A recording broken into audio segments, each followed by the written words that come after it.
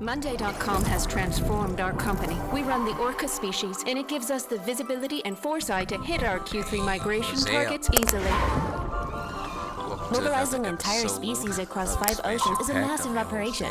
Monday gives us the visibility to predict different scenarios, like potential danger and devouring seals. It is great. Let's avoid killing If it's not references. great for you, then I'm hoping greatness for you. Sorry, y'all. Yeah, we back with Eli on this thing. Hooping with my mans, my son. I'm gonna say my son.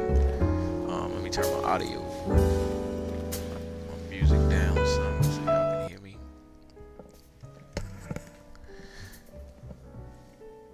Let's turn it down more. All right, there we go.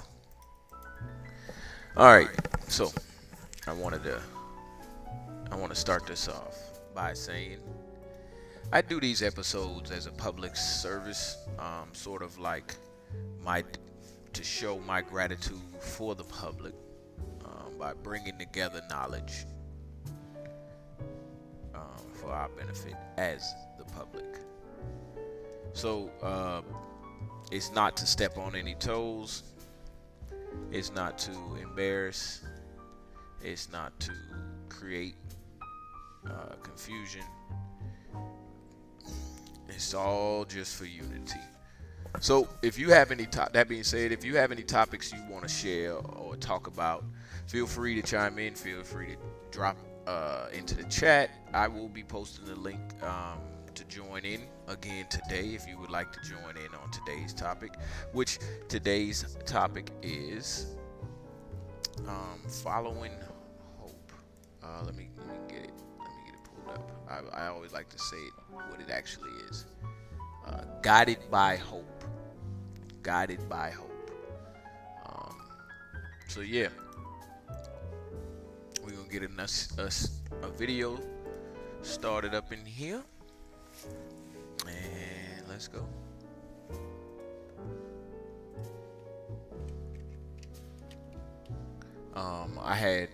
I thought about what I wanted to search first, the exact wording. So check it out. Here it is. It's gonna be chemical makeup of hope. Let's see what it looks like.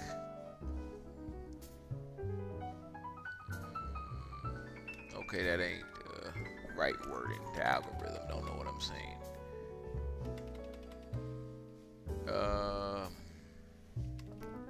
Chemistry of hope. There we go. I knew something would pop up. All right, check this out. Let's see what he's talking about. I had to learn on my own that hope is what it is. It's a longing, aching desire to live. And there is no such thing as a false hope, because what a false longing, aching desire, that doesn't make any sense. Hope is what it is. And I just decided that in the case of uncertainty. Real quick. I like what she said, but I had to learn on my own that hope is what it is. It's a longing, aching desire to live. And there is no such thing as a false hope, because what a false longing, aching desire, that doesn't make any sense. Right. Hope is what it is. And I just decided that in the case of uncertainty, there's nothing wrong with hope. Illness is a bell-shaped curve. Somebody's got to survive. And that I just decided that person was going to be me. Yes, ma'am. It seems like hope is a kind of a chemistry that changes our mind and our physical being in a way that we cannot predict. And my feeling is that we should really nurture hope in different things, not necessarily I hope for the cure only. This is possible in many, many cases. Unfortunately, in many other cases, it's not possible. What do you do then? Right. Then that is where you need to probe with the patients their other goals and try to hope for these other goals. Hey, make sure that you can help them achieve these limited goals, granted, but that mean a lot to them. By doing so, I think we will have created something different. It's not one dimension what we do. It has to have all the dimensions of the complexity of life that our patients bring to us. All right. I really enjoyed that video just now. Hold on, let's get another one. Let me see. Breathing is the best place to learn our science. Hold on.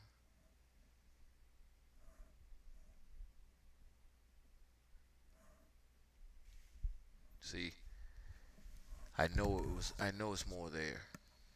Let me see. What does hope do to the body?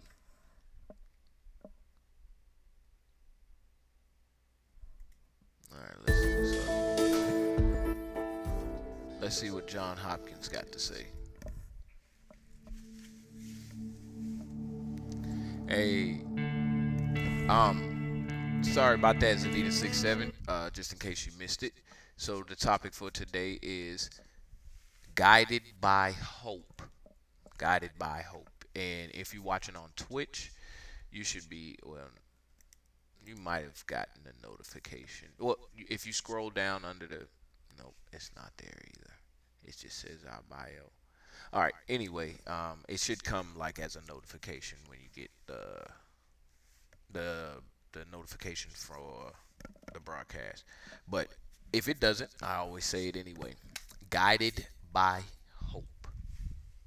All right. Let's go. Let's see what John Hopkins got to say. And we're approaching this thing just starting off by saying, what does it look like chemically when we're hopeful?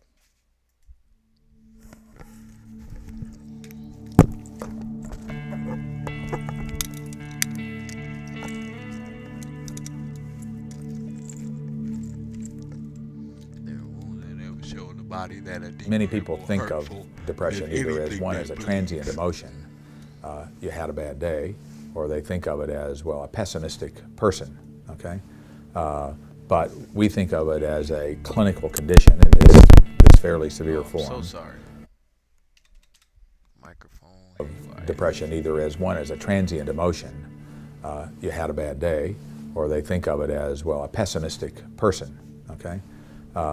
But we think of it as a clinical condition in this fairly severe form for a variety of reasons. One is that it is a change from the way the person usually is, that they recognize often, but particularly those close to them would recognize that this is not their normal personality. She looks really, really happy here. Libby is a really photogenic kid. Is she just smiling for the camera, or was she really a happy kid? She was happy, yeah. Not smiling all the time, but found it easy to smile. She was very talented in a lot of areas, very, very talented swimmer. I don't think she ever realized quite how talented she was. Some of the swimmers she used to regularly beat ended up making it into the Olympics eventually. And to compete at the level she competed, you had to have a lot of drive yourself. You wanted to win. And she did have that drive, that dedication.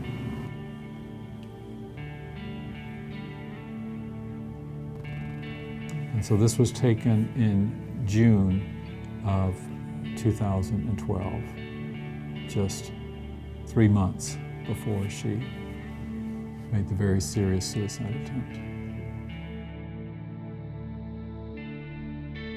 On September 18th, 2012, my daughter, Libby, at age 36, made a serious attempt to take her life.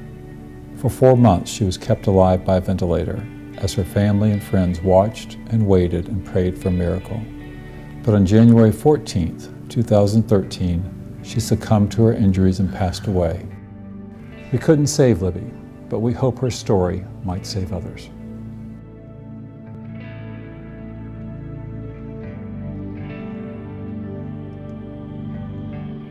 When she was in high school is probably when I first saw signs of depression. In middle school, even though she was not quite the social butterfly, that I was, she still had a really good, solid group of friends. When she got to high school, I could see a lot of that changed. She wanted even more and more time by herself. She couldn't really find anything to make her happy. It became, and very early on at that age, and then continued, a lot of what she would say is, well, I would be happy if, and I will be happy when. And those ifs and those whens would happen, and she still wasn't happy. What we saw was, I think, more and more pulling away, more isolation. Perhaps the most noticeable thing about depression is she lost the ability to enjoy things she used to enjoy. Things that she used to think were funny, she couldn't laugh at them anymore. So there was a sense that that whole ability to enjoy life had just been sucked out of her. One of the things I've always said about depression is the idea that you're drowning, and the medicine doesn't get you to the side. The medicine only brings you to the surface. It allows you to pull yourself to the side. And I think there were times, even with the medicine, that she wasn't able to do that based on what might be going on in her life. The patients who have clinical depression would say that they feel perpetually anxious, sometimes not even able to say what they're anxious about, or that they feel apathetic, uncaring, unmotivated, or that they feel literally numb, that they literally can't feel anything. Depression is more common than a lot of people realize. It affects people from all walks of life, people of all ages, racial and ethnic backgrounds, social and economic backgrounds, and it's increased over time. I think as a society, as well as medical professionals, we need to make it okay to talk about mental illness just the way we talk about physical illness. If you have a death in the family and someone dies from cancer, you know, you talk about the fact that person died from cancer and you look into what you can do. You know, there's still I think a lot of times kind of a hush-hush when someone dies of suicide. It doesn't create the open dialogue, I think, that other disorders do. There's some embarrassment in being depressed, and that you can look logically that life is good and that you have all of those things or people in your life that you want to have, and yet for some reason you're still not happy. And then it becomes a cycle, and then you feel worse, and then it's even harder and harder to get out of. The truth is that being depressed is part of the human condition, and if we look back through history, there were many people of faith who went through dark times, and so, you know, it's okay, even if you're a person of faith, to be depressed and to reach out for help. And that help comes in many forms, including medical treatment. She really wanted to live life to the fullest, and yet she just could not actually do it. She had that idea. She wanted to be the best mother, you can tell by her writings. She wanted to be actively involved in things, and yet her actions never showed that. Most important thing for me is for people to understand, whether it's the person themselves or their loved ones, to understand that these states are very treatable, and that the good news is that they do not tend to last forever. As a parent, you want to protect your child, certainly, at the very least. Keep them safe and provide them with all the resources they need to have a good life. And part of adjusting to parenthood as they get older is you lose much of that ability, much of that influence. And that really happened with Libby. We hear a lot about depression in young people and in older people. And we don't hear as much about depression in people who are in midlife. So, you know, people who are in their 40s are often raising families. They have young children and or teenagers to worry about, as well as parents who are older. They have jobs, a lot of responsibility at work. Sometimes, you know, they're caring for lots of people other than themselves, and their friends tend to be very busy and not always available either. So I think it can be a particularly hard time of life to actually like reach out and get help for depression.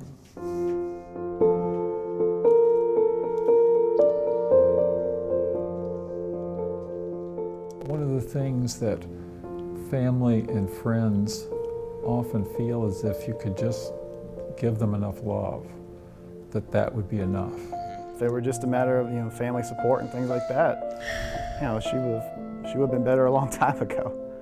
I think love and that sort of emotional support is great. I think it's needed, but if they're really seriously depressed, it's not going to be enough.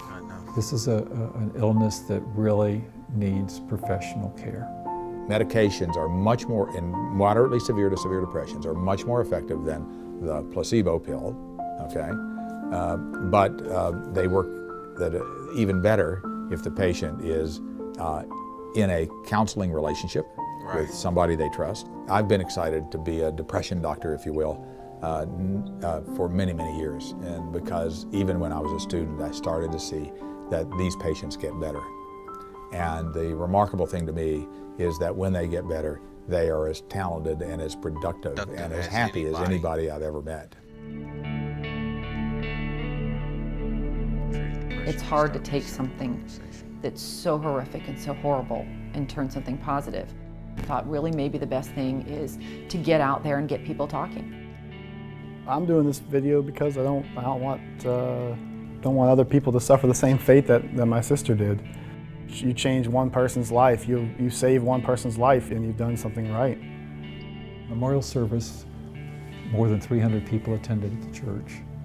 And at the reception afterwards, so many people came up to me or to other family members and said, "We're so glad that you spoke openly about depression. We need to talk about this. We need to talk about it in church, we need to talk about it at work, we need to talk about it in our homes, we need to talk about it in our schools." My hope would be that my children will grow up in a world that's more open, because even though my parents were open to letting us talk about any problems or issues that we had, there was still that idea of what society will think and what what friends will think and what extended family might think. I hope that people can realize that no matter if you think you're being difficult for your family or anything, would still rather have you. I would rather have my sister in any condition in any way than not. Than not. And I think that I hope that people will realize that suicide is not the option, that there are so many other options. And even if it feels like the only option, just in any way to think about those that are around you and that they do love you, even if things are hard.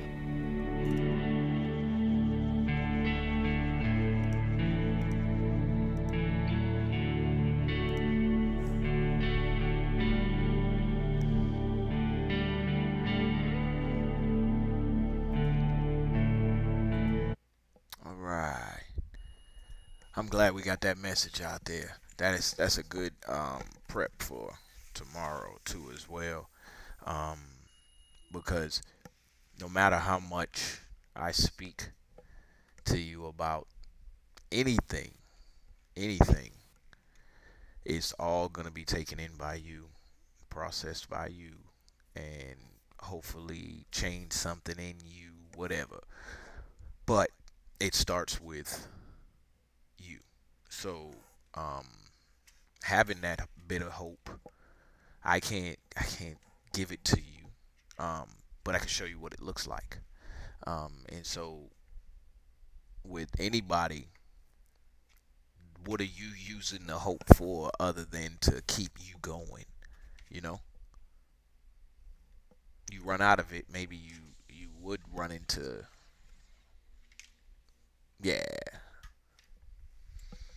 not wanting to be here no more. All right, so let's move on. Let me see.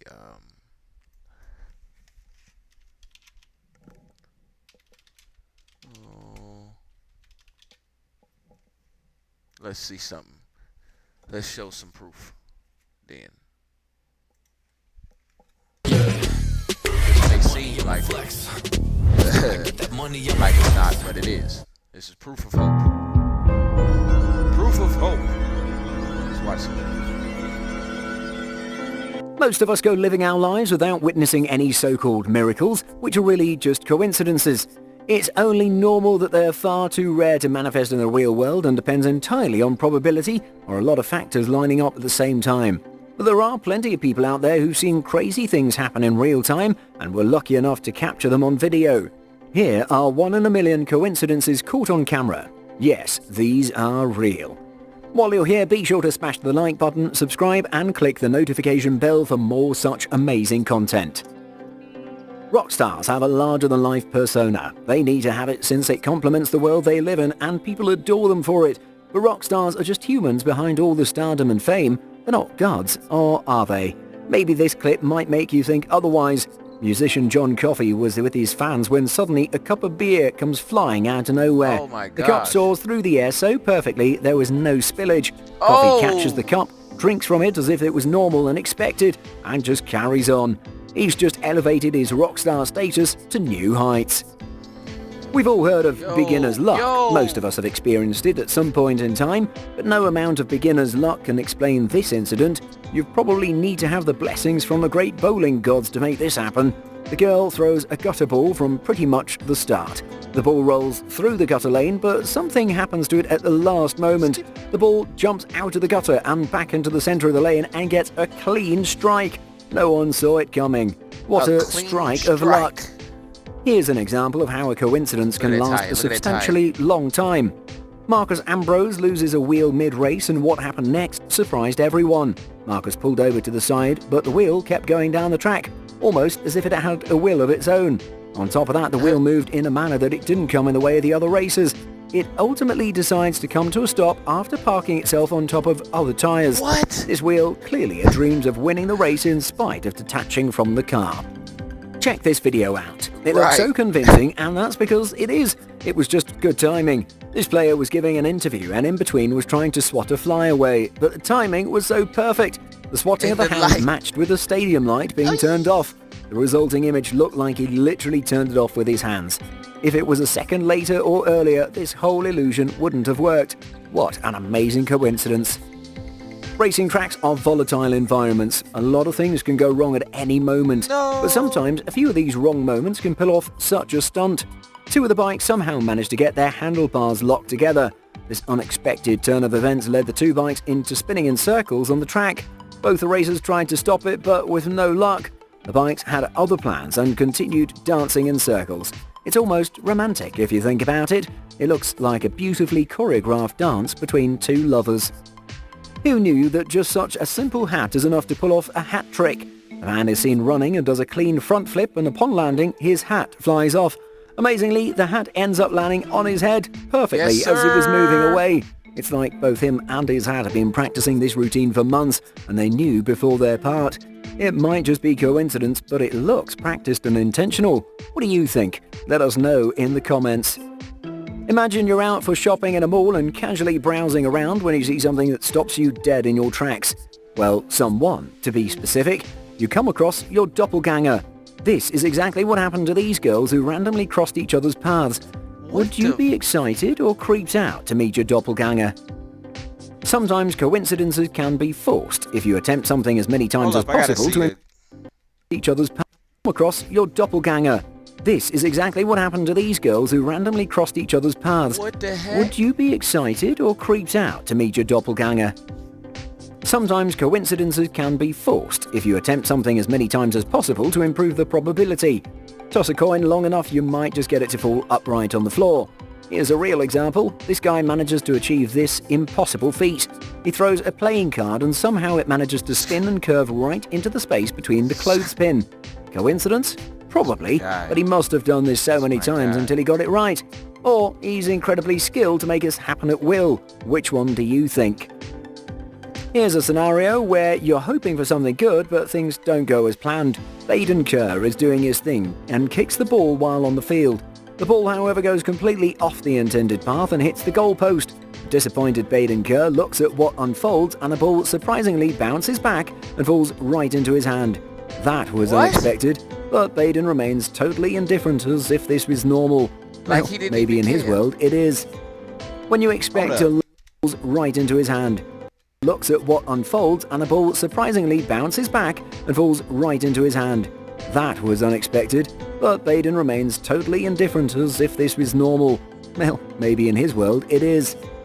When you expect a lot but reality takes it to a new level. Here's a clip that makes you go, no way. This one is impossible, and yet it happened. A boy kicks a ball with hopes of scoring a goal, but he misses the goalpost by a huge margin. The ball, however, had other plans and flies off the playground and smoothly glides through an open window of a passing car. You have a better chance of scoring a goal than that. So this kid is a lot luckier than we first thought. I wonder what was going through the mind of the driver.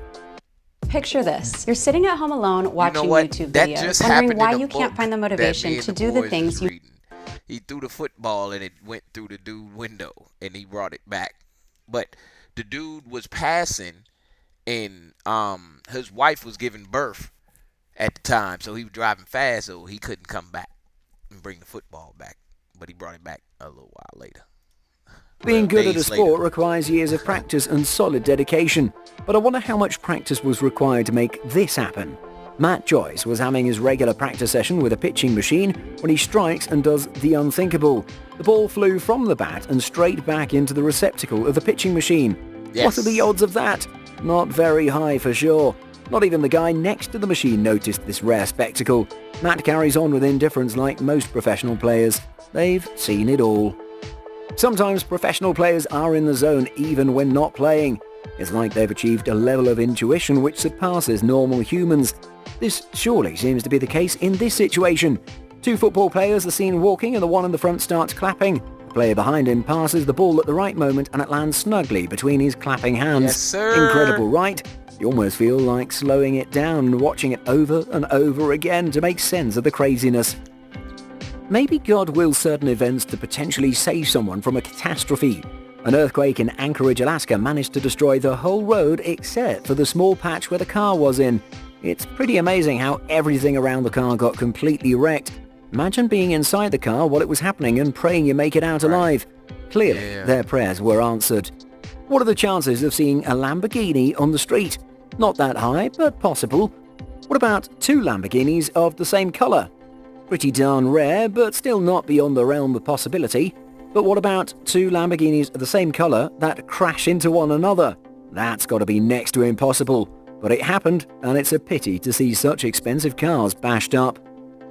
Skateboard wipeouts are notoriously painful to watch. There are a ton of videos online of people falling flat on their faces or on their crown jewels. But not all has to end in a disaster.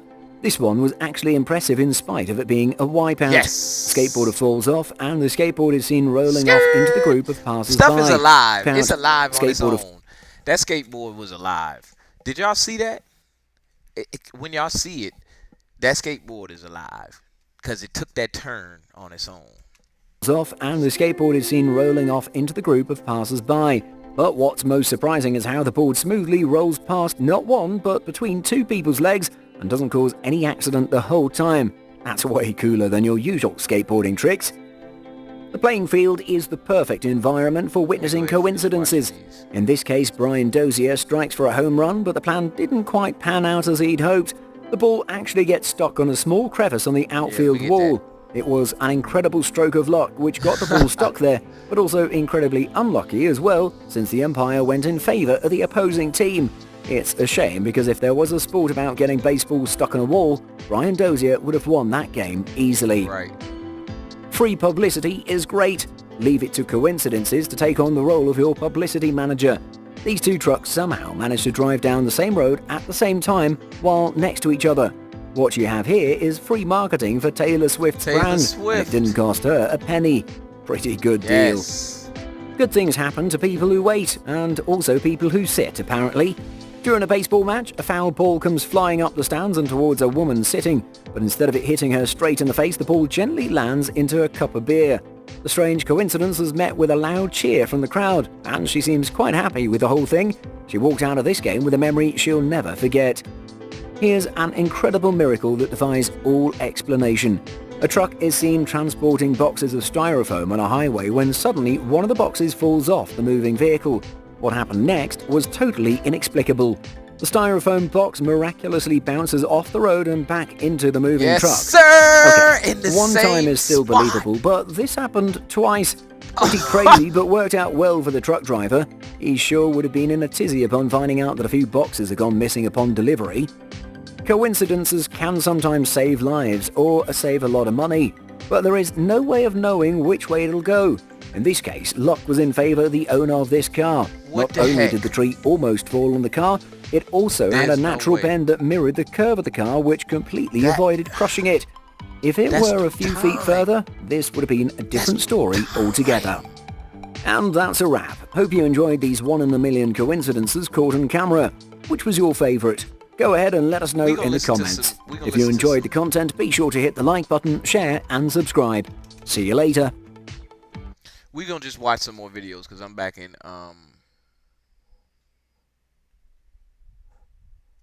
into another game. Just watch this video because this is crazy. The styrofoam flipped out and then back in. Despite the difficulties people face in their lives, they still sympathize with each other and commit acts of kindness. When you watch this video in its entirety, you'll see for yourself. This soccer fan came up with a unique set of hand gestures so that his deaf and blind friend could enjoy the game.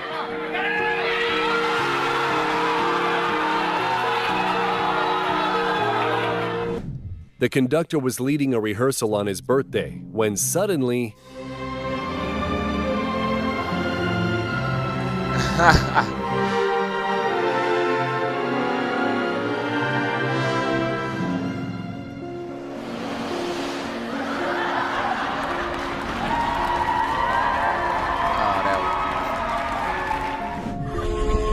These are just random acts of kindness. 20-year-old guy jumped out of a car in the middle of a highway to make way for an ambulance vehicle carrying a stroke patient and stuck in traffic. Right, come on, y'all. Watch out. Mr. Corey Young has worked in his school for many years and considered this place his second home. The teachers and students decided to wish him a happy birthday, and just check out his reaction.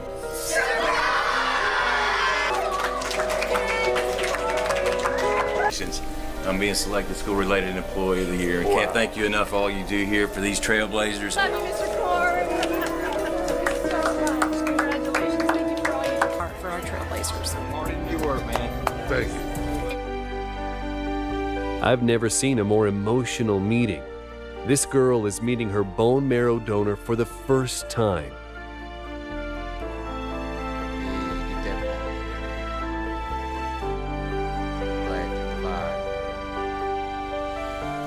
Of course, a blanket is quite a good gift, but to this man, this blanket is priceless because on it is a picture of his wife, whom he lost 17 years ago.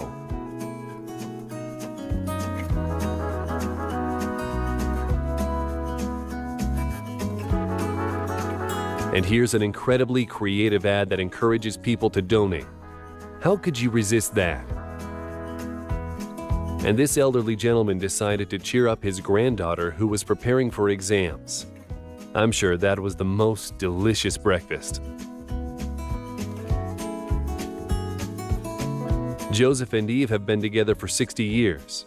Due to COVID, they spent 215 days apart. And finally, they had a heartwarming reunion.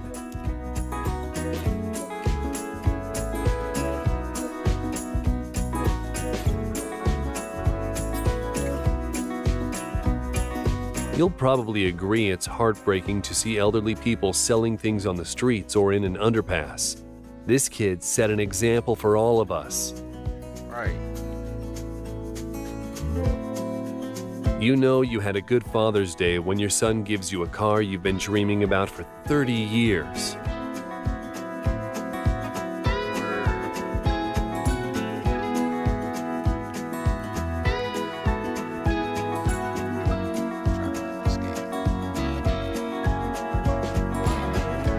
Check this out. He's only little, and yet he understands what it's like to help others.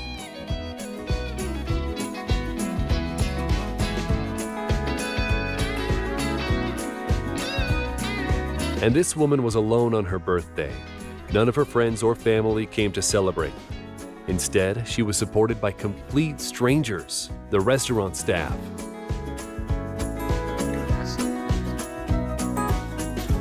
Watch how much Tom Felton appreciates his fans.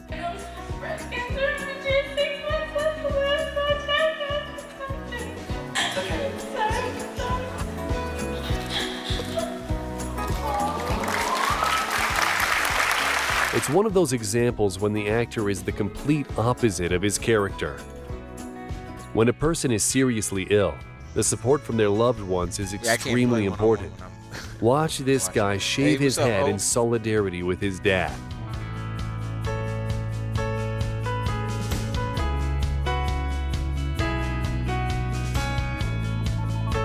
And here's another example. This girl said goodbye to her hair that she's been growing for years in honor of her best friend.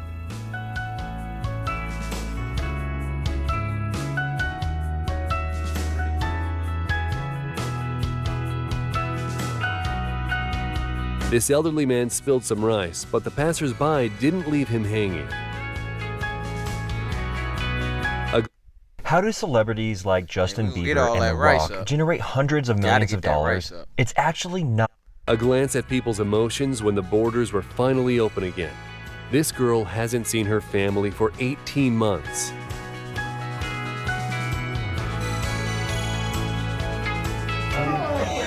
Nothing new is sweet tonight with you. Out in the street, you're running free like it's only. This pug was. Alright, y'all. So, you ever felt hopeless? I'm not gonna take y'all down into some spot where we gotta have a group talk about a bunch of stuff in exchange, you know, numbers to try to help heal one another. But have you ever felt really down and really low? If you have, I don't know what to tell you to do, but I will tell you this: you are not alone.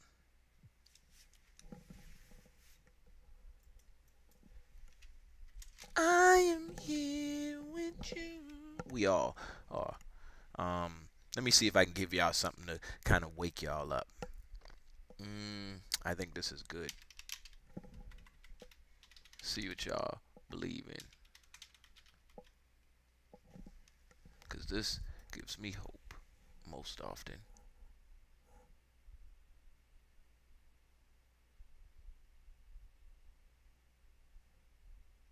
Just listen to this. The idea of the collective unconscious is Carl Jung's most misunderstood contribution to psychology. It holds the rare prestige of being a theory that is misunderstood not only by its detractors, but quite often by its advocates. Jung was a thinker who unfailingly followed his own North Star, indifference to the dangers of being labelled heretical. And, as tends to happen with such minds, he is extremely divisive.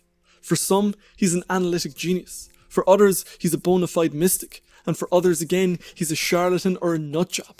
Throughout his works, Jung repeatedly describes himself as an empiricist, and emphasises the importance of grounding his work in empirical science. But, because of his explorations in the psychology of seemingly bizarre subjects such as myths, dreams, and alchemy, he ultimately fell between pillar and post. The taboo nature of these topics has led to his work being overlooked or dismissed out of hand. How about you? In his incautious... I'm well today. How about you? Oh, I hope you're doing well too. Hope everybody is out there doing well.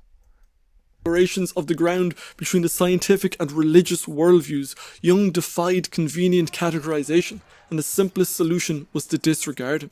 Freud's explosive work was giving the culture more than enough to chew on at the time without Jung further complicating things. No concept of Jung's has suffered more from this misunderstanding and dismissal of Jung than his concept of the collective unconscious. In doing the research for this video, I did a quick search on Reddit for the term, and the first results from outside the Jung subreddit were very revealing. The first post comes from the subreddit Is It Bullshit? And the post's title is It Bullshit? Collective Unconscious. The original poster wanted a straw poll on whether people thought Jung's theory of the collective unconscious was genuine article or cowpat, and the top comment was the following: people behave differently in groups. Things like group polarization, groups often make more extreme decisions than single individuals would, or groupthink, all group members aligning their views, are well documented. People in groups are also more susceptible to common biases and heuristics. Nonetheless, the concept of a hive brain, as is suggested in psychoanalysis, isn't really considered to be true. The second thread was entitled, "Is Carl Jung's theory of the collective unconscious technically a metaphysical claim?"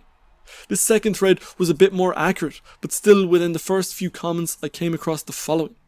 Yes, it rests on a theory of consciousness akin to a form of panpsychism. That's metaphysical to me. It's this breed of interpretation that has led to academics almost universally overlooking Jung's work.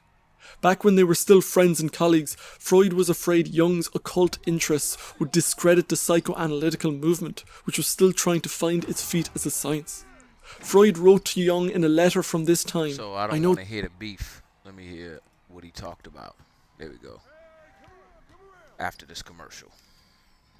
Grammarly's proactive, automatic writing suggestions are great, but sometimes you just want to tell Grammarly how to help. And think of the psyche as an iceberg. The part above the surface is open to the air and is easy to become acquainted with, but this is just the tip. Most of the iceberg is beneath the surface, hidden underwater. The visible part of the iceberg is analogous to the conscious mind.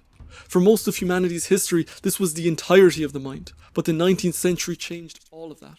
At the turn of the 20th century, Freud's star was on the rise, and he popularized the conception of the unconscious, or as many call it, the subconscious. The unconscious is the name we give to those parts of the mind that are outside of consciousness.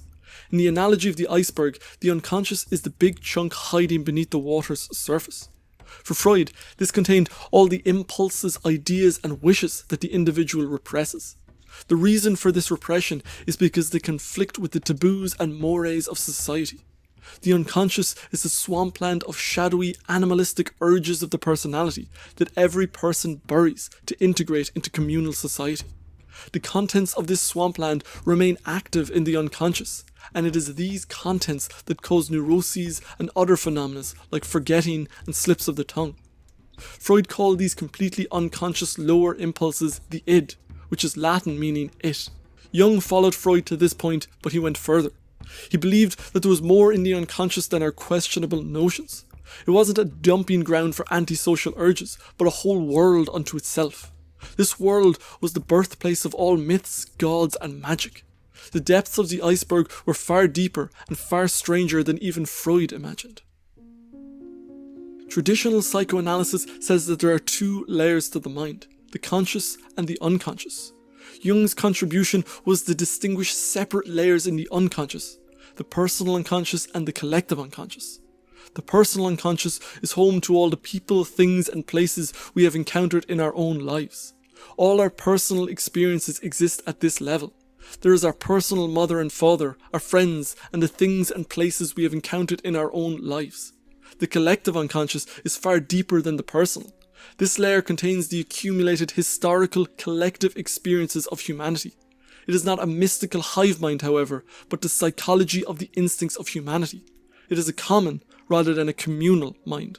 An analogy for this misinterpretation might go like this. Biologists are claiming that humans have a collective body. The meaning of this, biologically speaking, is that humans all over the world are working from the same blueprint. We are born with 4 limbs, opposable thumbs, and an oversized brain. The analogous misreading would be something like, biologists are claiming that all humans have the same body, i.e. there are only 4 limbs, 2 opposable thumbs, and 1 oversized brain in the entirety of the human species. Right. That is a very different claim. The human body, like the collective unconscious, is common, not communal. Right. So the collective unconscious is the part of the mind we're all born with. But what are the contents of the collective aspect of the mind? The contents of the collective unconscious relate to the common experiences of humanity. They are the mental component of the instincts.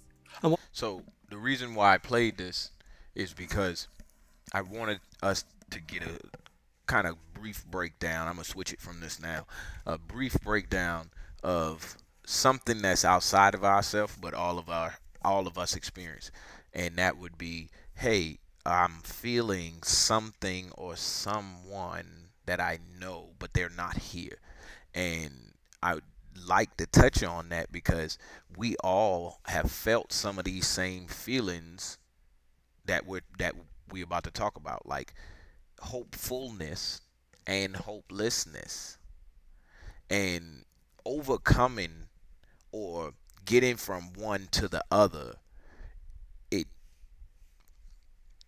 is a certain percentage of you, and there's a certain percentage of what triggered that response in you.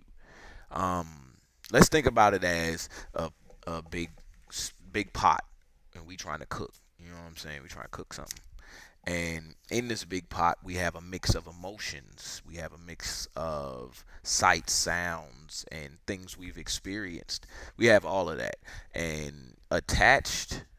The attachments are emotions to situations, and they're interchangeable, just like any good equation. You know what I'm saying? The denominator could be this, and it could be this in the numerator. So with that, you cooking up how you feel, and you're cooking up the different triggers to how you would feel. Let's think about it also as you have the keys to every door on how you would feel in every situation, but you can only match certain keys to certain doors at certain times.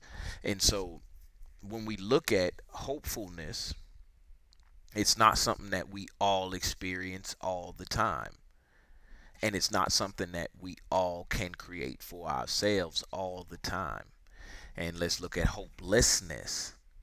It's universal in the way that if something happens to all of us, we can all feel it. Like right now, there's the hurricane that's happening down in Florida, whereas we're not feeling it right now, but we know it's happening, you know, and so it's gonna affect all of us anyway.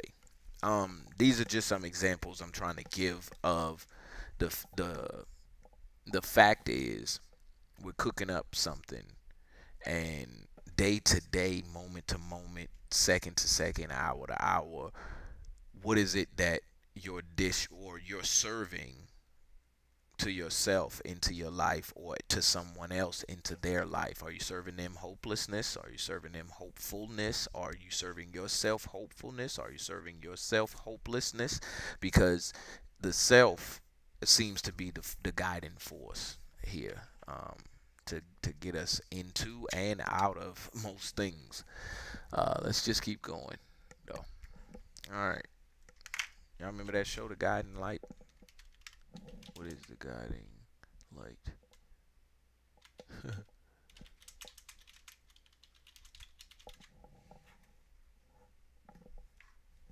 All right.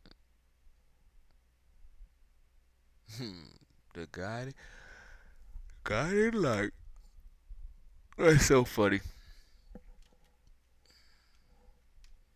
I guess I just wanted to see the soap opera for a second. Ah, man. Cool. That'll do.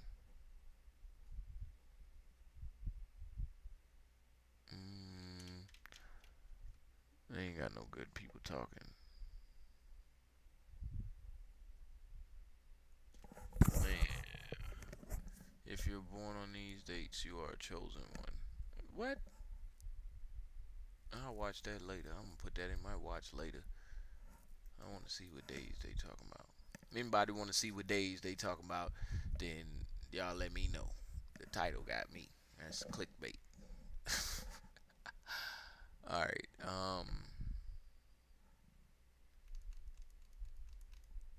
alright, I got another one. I got a better one.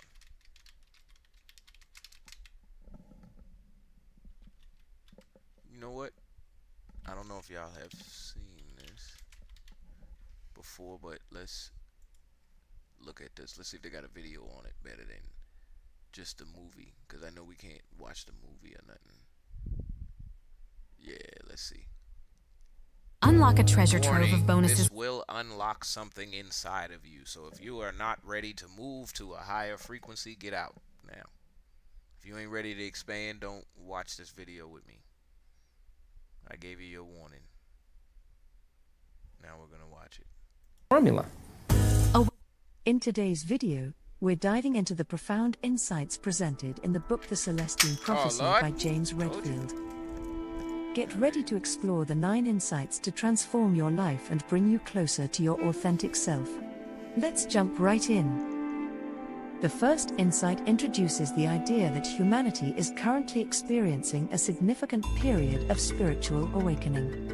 We are becoming more aware of the interconnectedness of all things and the presence of a deeper, spiritual dimension in our lives. This insight encourages us to pay attention to synchronistic events, which are meaningful coincidences that guide us toward our purpose and bring us closer to our authentic selves. The first insight can be implemented by paying attention to synchronicities and meaningful coincidences. Imagine you meet someone who shares an idea or opportunity that aligns perfectly with your passion or purpose. By recognizing and following these synchronicities, you can take inspired action and move closer to your authentic path. Keep your eyes open for these meaningful coincidences in your own life. The second insight invites us to shift our focus from dwelling on the past or worrying about the future to embracing the present moment fully. It emphasizes the power of being fully present in each experience and recognizing the beauty and interconnectedness of all things. To implement this insight, practice mindfulness in your daily life. Engage in activities that promote presence, such as meditation, deep breathing exercises, or taking mindful walks in nature. By savoring the present moment, you can experience a deeper sense of gratitude, joy, and connection to the world around you. The third insight delves into the concept of energy and how it affects our lives. It suggests that there is an underlying energy that permeates everything in the universe, and we can tap into this energy to enhance our vitality, heal ourselves, and deepen our spiritual connection. By becoming more aware of our own energy and the energy of our surroundings, we can cultivate a greater sense of well-being and spiritual growth. Implementing this insight involves becoming aware of the energy within and around you. You can start by practicing energy-based exercises like Tai Chi, yoga, or Reiki to enhance your energetic awareness. Pay attention to how different environments or people affect your energy levels, and consciously choose activities and relationships that uplift and nourish your energy. The fourth insight explores the dynamics of power struggles in our relationships and society. It highlights the human tendency to engage in control dramas to gain power and energy from others. I'm gonna post the link if anybody wanted to join after this video right here. However, this insight encourages us to transcend these control dramas and instead cultivate relationships based on mutual respect, cooperation, and shared energy. By releasing the need for power over others and embracing a more harmonious approach, we can create healthier, more fulfilling connections.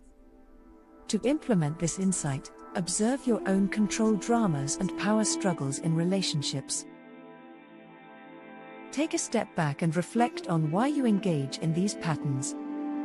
Practice empathy and strive for win-win solutions in conflicts. By focusing on cooperation, understanding, and shared power, you can transform relationships and create healthier, more fulfilling connections. The fifth insight draws upon the wisdom of ancient mystics and spiritual traditions. It suggests that we can access higher realms of consciousness and spiritual insights through practices such as meditation, prayer, and connecting with nature. By nurturing our spiritual connection, we can gain a deeper understanding of ourselves, the universe, and our purpose in life. Incorporating this insight into your life involves exploring spiritual practices and traditions that resonate with you. Establish a daily meditation or prayer routine, read spiritual texts, listen to music, or participate in retreats or workshops. By deepening your spiritual connection, you can gain insights, inner guidance, and a profound sense of purpose. The sixth insight emphasizes the importance of resolving unresolved emotional issues from our past. It suggests that many of our negative patterns and behaviors stem from unhealed wounds and unresolved conflicts. By acknowledging and releasing emotional baggage, forgiving ourselves and others, we can free ourselves from the limitations of the past and open up to new possibilities. Implementing this insight requires self-reflection and emotional healing. Consider practices such as journaling, therapy, forgiveness exercises, or energy healing modalities to release past traumas and emotional baggage. Picture this. You're sitting at home alone watching YouTube videos, wondering why you can't find the motivation to do the things you need or want to do, or by letting go of resentments and forgiving yourself and others, you create space for personal growth, healthier relationships, and new opportunities. The seventh insight focuses on the concept of energy flow in our lives. It encourages us to pay attention to intuitive guidance and the opportunities that come our way. By following our intuition and engaging in the flow of life, we align ourselves with a greater source of energy and synchronicity. This insight teaches us to trust that the universe supports us when we align with our authentic path. And it reminds us to remain open to the possibilities that present themselves. To align with this insight, pay attention to intuitive nudges and opportunities that come your way. Trust your gut instincts and take inspired action. By embracing the flow of life and saying yes to synchronistic opportunities, you invite more magic and fulfillment into your life.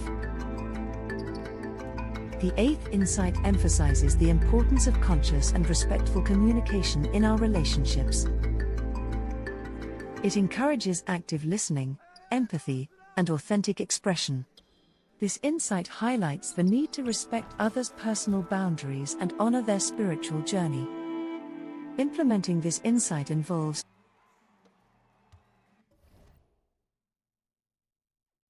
Yeah, I'm enjoying this one too.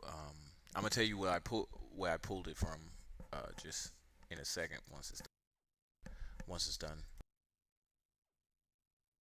Fostering open and compassionate communication with others. Practice active listening, seeking to understand before being understood. Be aware of personal boundaries and allow others to express themselves authentically. By deepening your connections through respectful communication, you can create a more harmonious social environment. The ninth insight explores the potential for a shift in collective consciousness. It suggests that as more individuals awaken to their spiritual nature and embrace these insights, a new culture rooted in love, cooperation, and spiritual awareness will emerge. Incorporating this insight starts with embodying the qualities of love, cooperation, and spiritual awareness in your daily life. Act from a place of kindness, empathy, and respect in your interactions with others. Engage in acts of service, contribute positively to your community, and support initiatives aligned with the well-being of humanity and the planet. By living these values, you become an agent of positive change and contribute to the emergence of a new culture rooted in love. And there you have it. The 9 insights from the Celestine Prophecy that can transform your life and bring you closer to your authentic self.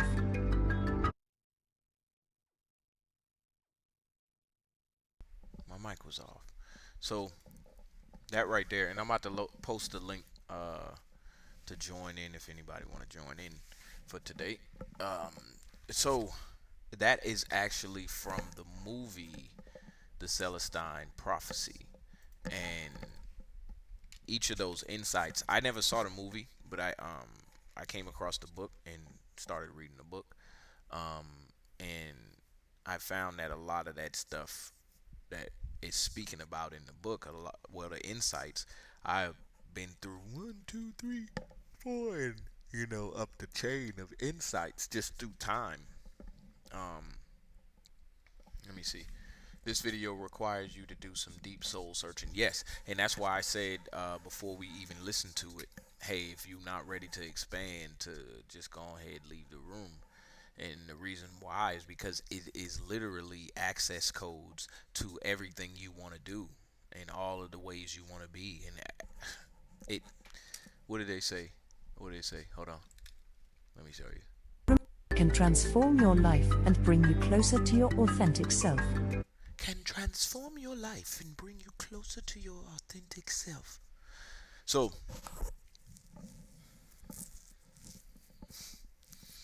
what's today? Wednesday? I've been ranting all week, feel like. I'm about to do it again. So be prepared. So imagine there's a way out of everything, or just a way to be comfortable within anything that you get into, any situation, any circumstance, any relationship, and so on and so forth. And it's not taught to you. It's told to you.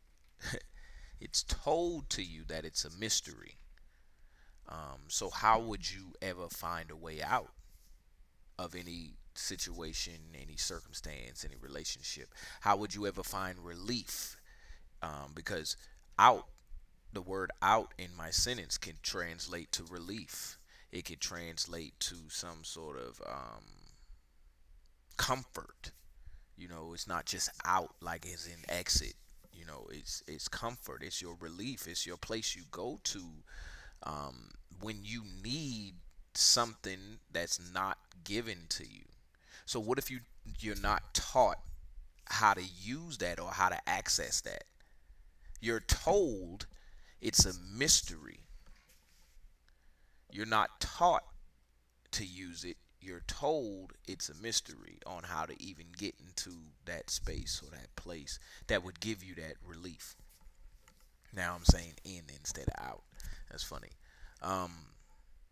And this video is but a tip of the iceberg, or a drop of water into how many teachings are out there on how to access that place that's going to give you that comfort and that relief. There you go. That's my rant. We're going to have to put a title on the screen. Dan be ranting, and it'll turn screen color or something. Dan ranting. Oh, here you go. He ranting. Oh, man. Alright, so we don't need no more than 9 insights. I think y'all got it. I think y'all got where I'm going with that. Hope. Guided by hope. I spoke with a couple different people and telling them, you know, hope and how I feel about hope. But it's I have started this journey. Yes. Oh, let me post the link. I'll post the link to if anybody else want to join in and chat up with me, you know. Facebook, it is somewhere on my Facebook. If you are watching out there on Facebook and you want to chat, I posted it yesterday. I will share it again.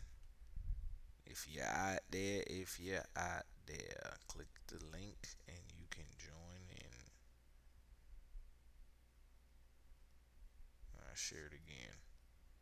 Alright, there we go. I guess that may be a reason why people commit suicide. Well, you know, just hold on, wait. You gotta be specific, and I'll wait on your comment. Is it that you're saying just without having hope, right? Because I speak to that just briefly too as well.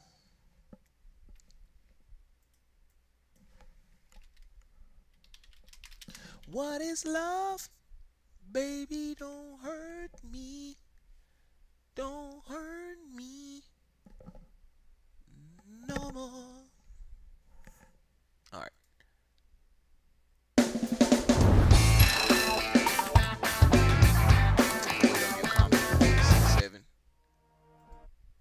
All right. Before I play anything else.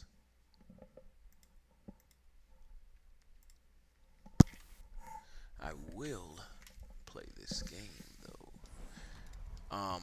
But yeah, just so we don't have too much silence, I will say this. It's like the gas in your tank, and imagine this. You have a mechanism inside you where you can't shut it off that keeps you from committing harm to yourself, and actually it'll keep you, let me pause this background music, it'll actually keep you from harming, it'll make you dive out of the way of harm. So how do you short out that circuit, I guess, is what we getting at. And the only reason I'm able to speak like this because I heard somebody else speak with some of this same terminology, where you shorten out that circuit would keep you from self-harm, without having hope or just not being able to figure out a way out. Exactly. So I'm gonna say this to my people that are watching, and this is let me get myself up into the camera real quick because this is big for me. I am a firm believer in suicide watch. I firmly believe that people, if they show that they are capable of harming themselves and do want to harm themselves, told you they would, it's some sort of eyes you got to get on them if you care for them, especially. You know, it's not just so, oh man, somebody won't hurt themselves. It's a level of care,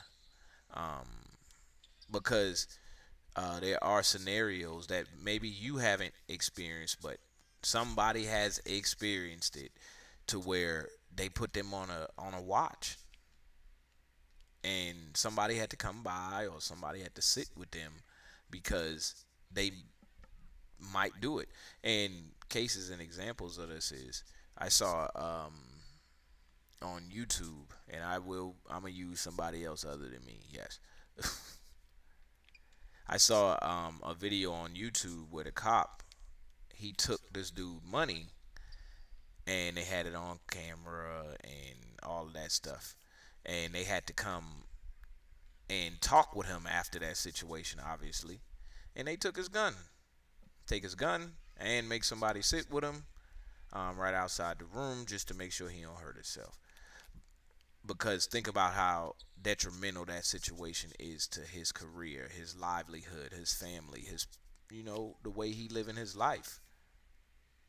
You know, so I'm just a firm believer in watching over those who said they would harm themselves.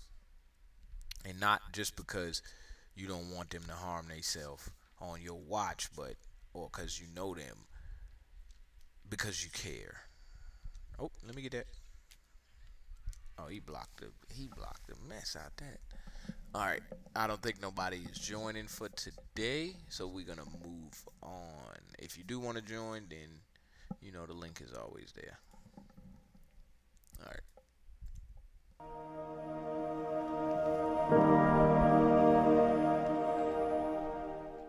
Hi, my name's Father Mike Schmitz, and this is Ascension Presents. So I've been thinking about hope a lot lately. I have a sense that I'm kind of a pessimist. I don't actually think I am.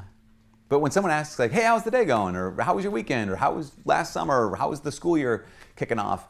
I almost always turn to like the negative piece as opposed to focusing on the positive. And I'm wondering what that is. Like, what does that reveal about what's going on inside the old Father Mike? But I think when it comes to life, I'm not really pessimistic in the sense that I don't expect the worst thing to happen. I like to look forward to the best thing happening. I like to have optimism, I guess. I would say I'm more of a realist than anything else. But here's the interesting thing. As Christians, we're called to have, not called to be pessimists. We're not even called to be optimists. Yes, in many ways we're called to be realists, but to really truly live with joy in this world, realistically, we need this thing called the theological virtue of hope. So it's interesting to note that, so there's the cardinal virtues, like the 4 cardinal virtues of justice, prudence, temperance, and courage or fortitude. But then there's also these 3, what they call theological virtues, faith, hope, and love. Past cultures, past philosophies have said, yeah, no, of course, justice, temperance, prudence, and fortitude, Absolutely, those are the virtues, and those are things you should strive for. But it wasn't until essentially Christianity that you have these other virtues, that's why they call them the theological virtues of faith, hope, and love. If you were to ask the ancient Greeks, like, you should have hope, or you tell them you should have hope, they would probably look at you and say, that's ridiculous. Hope is burying your head in the sand. Hope is being optimistic and not realistic about life. But Christians, we actually are encouraged and maybe even commanded to have hope. So what is hope? If it's not optimism, it's definitely not pessimism. And if it has a realism, what is it ultimately?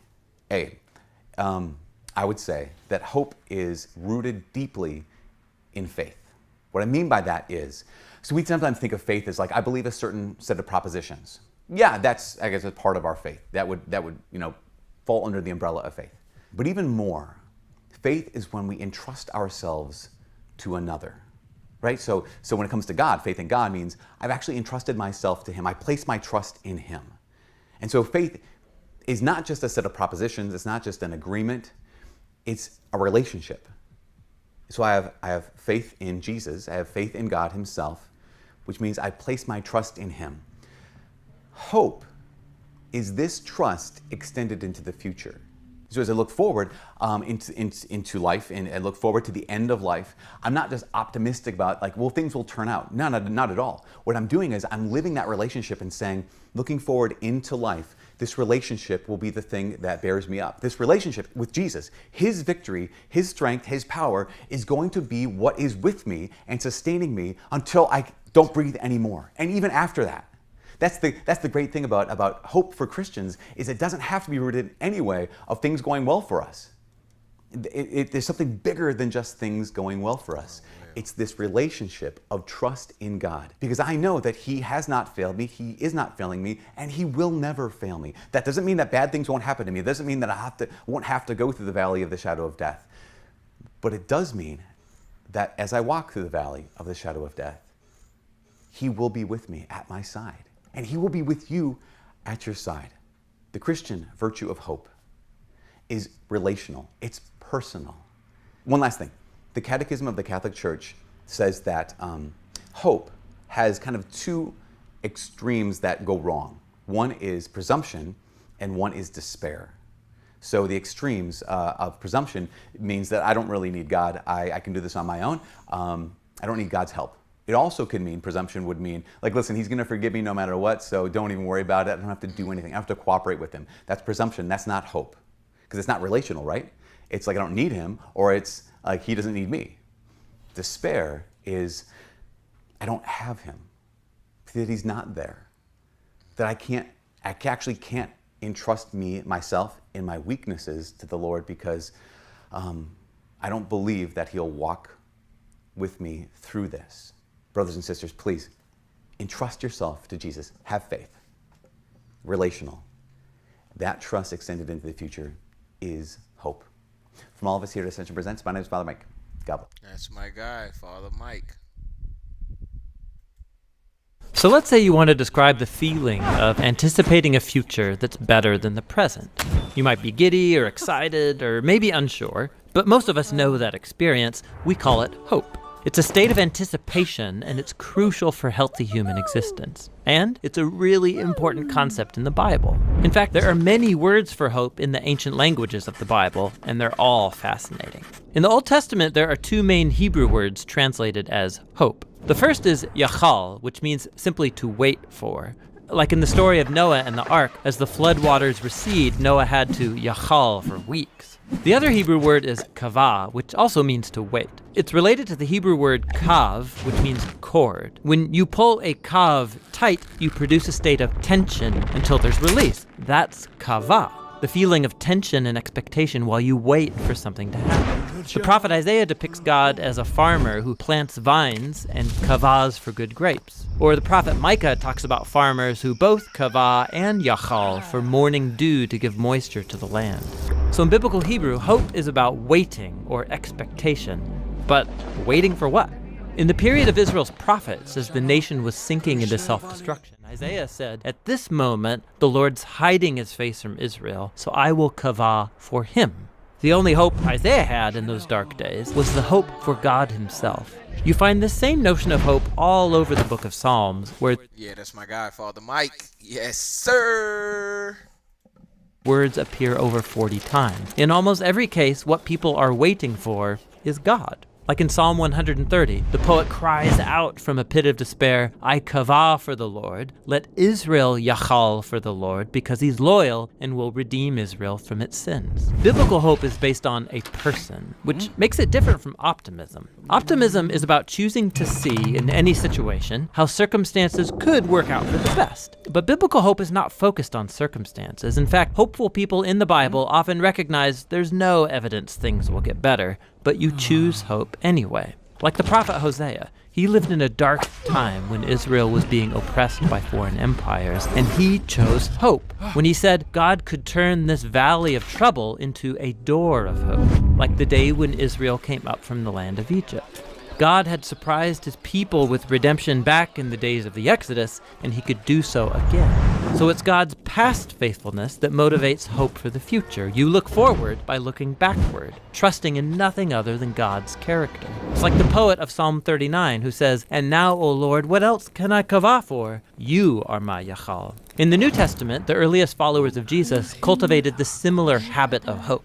They believed that Jesus' life, death, and resurrection was God's surprising response to our slavery to evil and death. The empty tomb opened up a new door of hope, and they used the Greek word elpis to describe this anticipation. The Apostle Peter said that Jesus' resurrection opened up a living hope, that people can be reborn, to become new and different kinds of humans.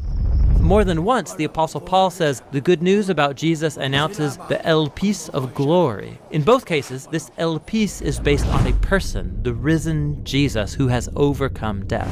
And this hope wasn't just for humans. The apostles believed that what happened to Jesus in the resurrection was a foretaste of what God had planned for the whole universe. In Paul's words, it's a hope that creation itself will be liberated from slavery to corruption into freedom when God's children are glorified. So Christian hope is bold, waiting for humanity and the whole universe to be rescued from evil and death. And some would say it's crazy, and maybe it is. But biblical hope isn't optimism based on the odds. It's a choice to wait for God to bring about a future that's as surprising as a crucified man rising from the dead. Christian hope looks back to the risen Jesus in order to look forward. Wait for God to bring about a future that's as surprising as a crucified man rising from the dead. Christian hope looks back to the risen Jesus in order to look forward. And so we wait. That's what the biblical words for hope are all about. I really like that one. I really like that one, Zanita 6'7". Let's get one more. Money, I'm a flex.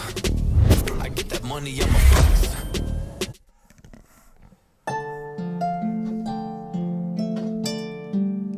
To me, the word hope means happiness and possibility. Always room and chance for something better. A desire for a successful outcome to what you do.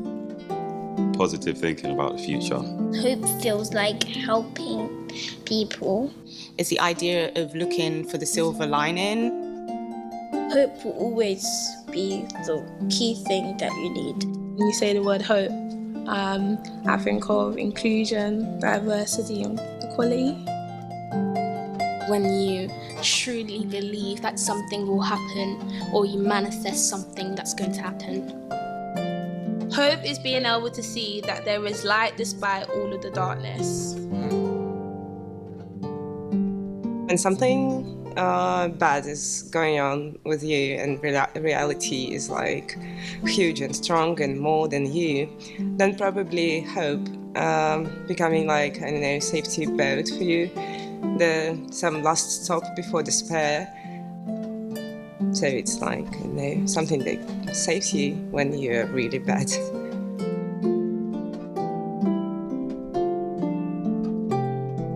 We must accept finite disappointment, but never lose infinite hope. What that quote means to me personally is that Disappointment is short-lived, it's temporary, and something you can easily recover from, whereas hope is eternal, everlasting, and something you can look forward towards your future. 30 years ago, I was told that I had 6 months to live. So 30 years ago. It was hopeless. It was hopeless. I saw active service in Suez in Cyprus in the 56 war, and this was terrifying. I never knew whether I was going to be alive at lunchtime. So I was drinking out of this water bottle, champagne and Guinness, you know. And of course I came out with an alcohol problem. So I had to deal with that. I had to deal with PTSD. I had to find something to turn the tide, so to speak. It was at that time that I was reading Mark Twain.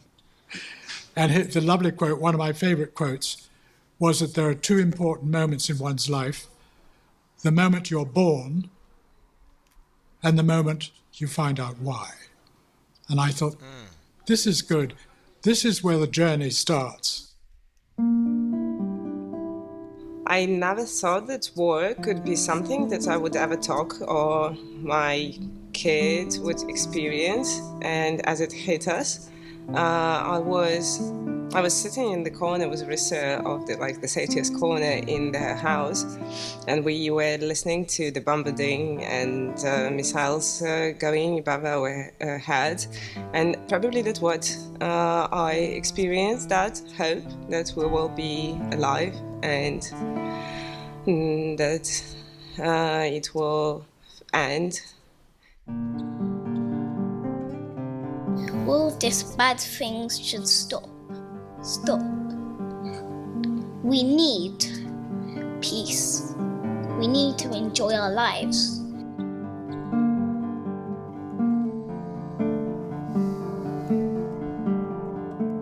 Don't let your past define you. I think that's something that's carried me a lot throughout my life, and it's like, no matter where you've come from or what you've done or who you was, like, you'll be able to build from that regardless. There is no wisdom greater than kindness.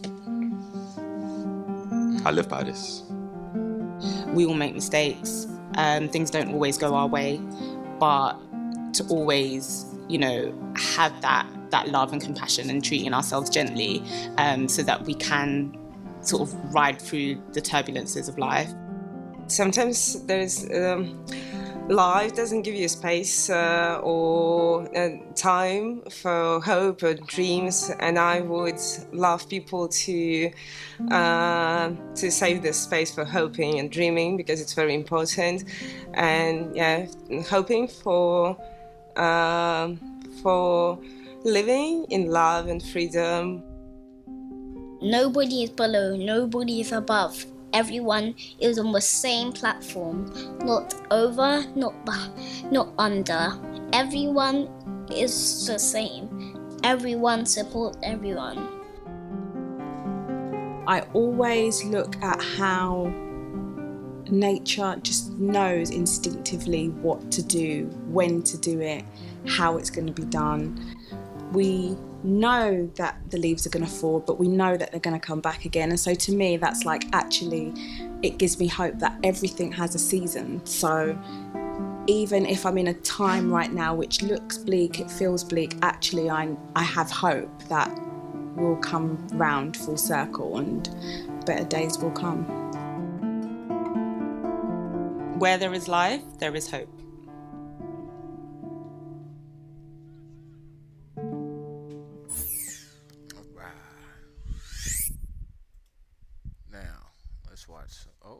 They got a theory. Let's see the whole. Stop asking research questions to ChatGPT. Its answers are not reliable, and they are difficult. The purpose of this video is to help you reach the future that you desire. You will learn some key insights from research in positive psychology that will help you overcome obstacles and develop your full potential. The psychologist Professor Rick Snyder developed hope theory and stated that hope consists of 3 components: goals, pathways, and agency. He discovered that hopeful people develop many pathways to reach their goals because they anticipate obstacles and don't expect things to be easy. They have high levels of agency. That means they persist and sustain their motivation to move towards their goals. They're energized and come up with new and different plans to overcome obstacles. Okay, let's get started. Here is how you can use hope theory to make your life better. What is a goal that you want to work on? Make it specific, measurable, and set a deadline so that you know when you reached your goal. Write your goal down. How would you feel if you reached this goal?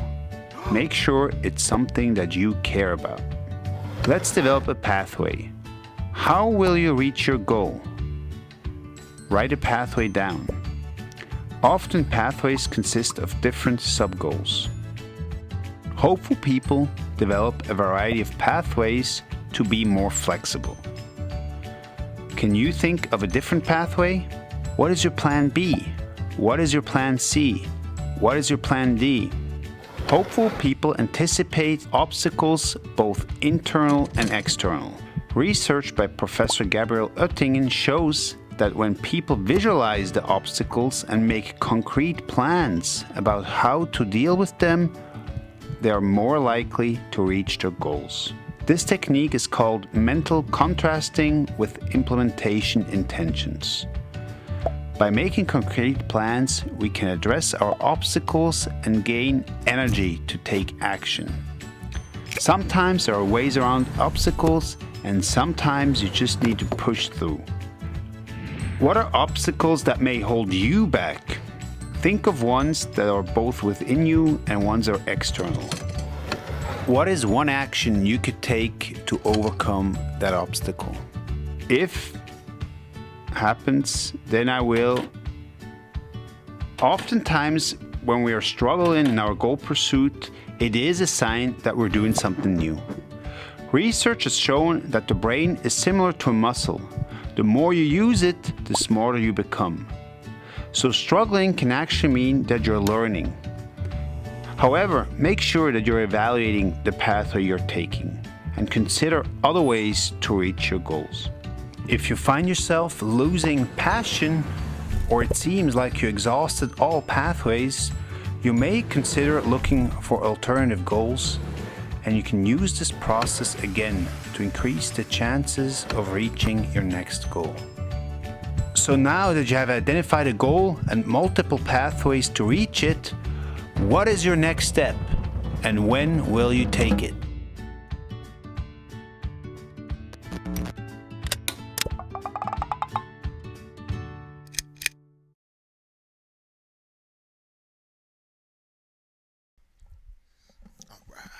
So, my job for today,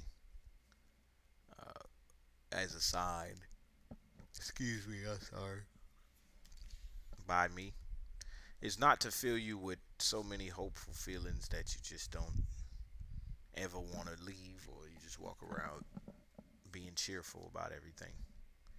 My goal is just to make you aware of where you are in the process. Take advantage of that present moment effect. That's all. Alright, so we're coming up on the last 30 minutes of the show.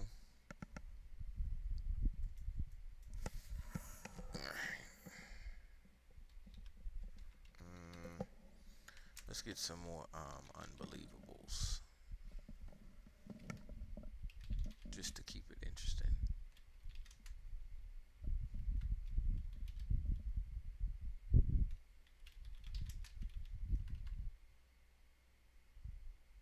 Hold on. There you go.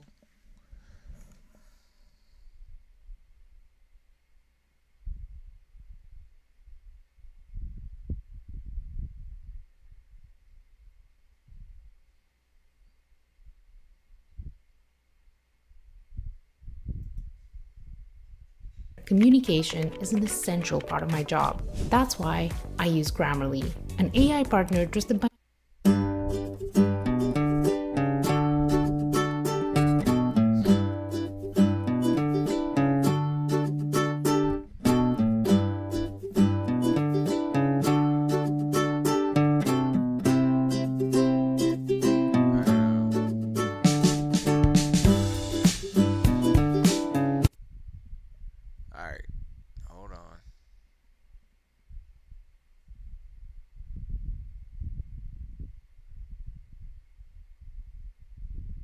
think we saw some of these, right?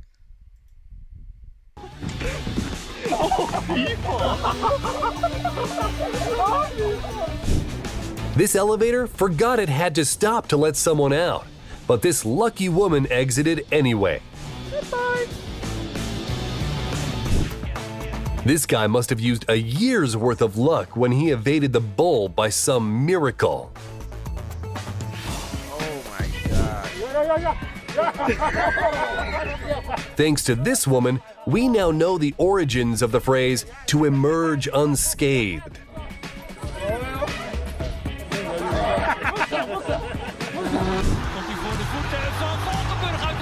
Is this the start of Shaolin soccer? Oh, yes, sir.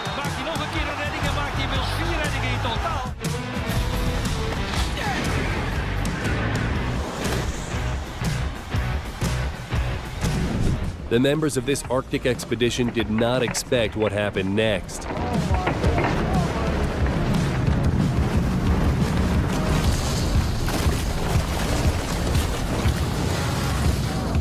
And here you can see a car drifting along a slippery road, and it stops just millimeters away from crashing.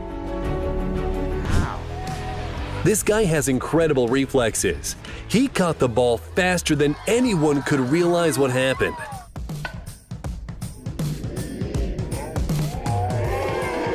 This guy showed how to become an MVP in a matter of seconds. This commentator was tired of being a bystander and showed them how it's done. Great play, Jeff Axton. My hand hurts so bad right now. Oh, shit. This snowboarder is so cool, he managed to outrun an avalanche.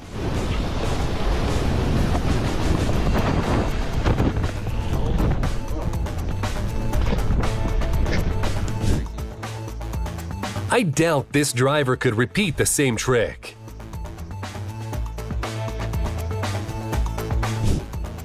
And this paraglider knows how to put on a show.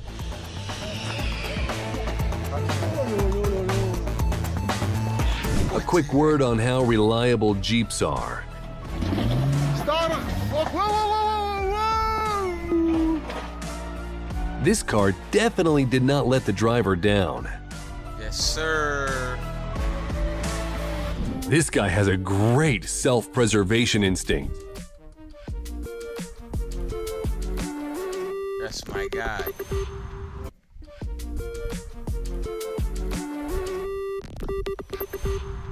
And this is what I would call a lucky miss.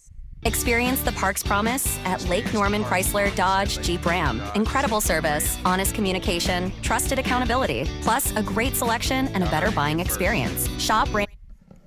Y'all heard it here first. I needed this one today. Hope. Yes, that's right. Generate hundreds of millions of dollars, it's actually not what you think. They make a special kind of money known as royalties. My name is Christian Mickelson, and I help everyday people. Dude, you. Oh! Oh! Dude, you.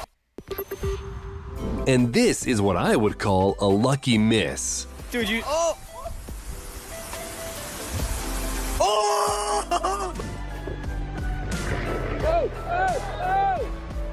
It would have been a shame if the only working C-123 in America would crash, but by some miracle it survived.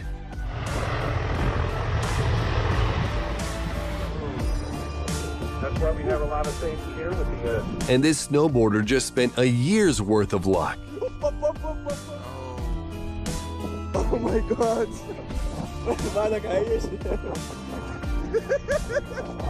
The reflexes of the driver of the red car are better than any parking sensors.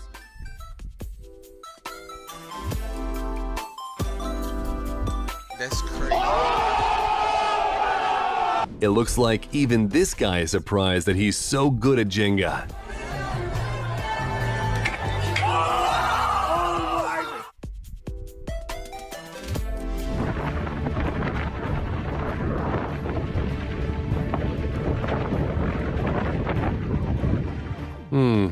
This pilot handles the helicopter the same way as I handle cars in GTA. That moment when the cameraman is a better skier than you.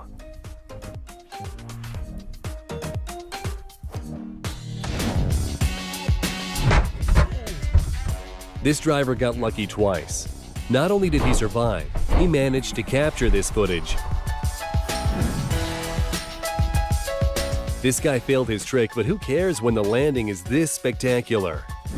This guy is so lucky he only needs half a bowling ball to get a strike.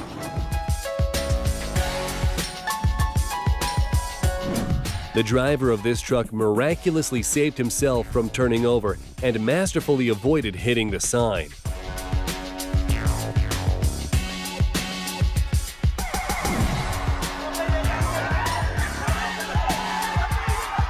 Either this bull felt sorry for the guy, or this guy is truly lucky. This girl didn't even realize how lucky she is. Just listen to the guy's reaction.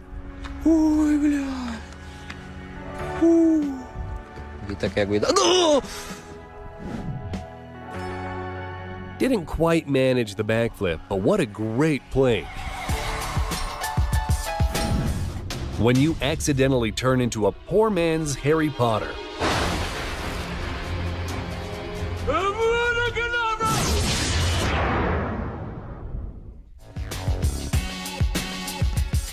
I can't tell if the ball returning to where it came from means that this kid is incredibly skilled or very bad at this.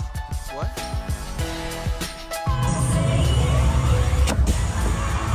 And this girl knows how to show the audience a good time. This group welcomes the new year as Iron Man clicked his fingers. I wonder how many years it took them to perfect this timing. This plane was landing without any issues when suddenly, it is amazing that no one was injured.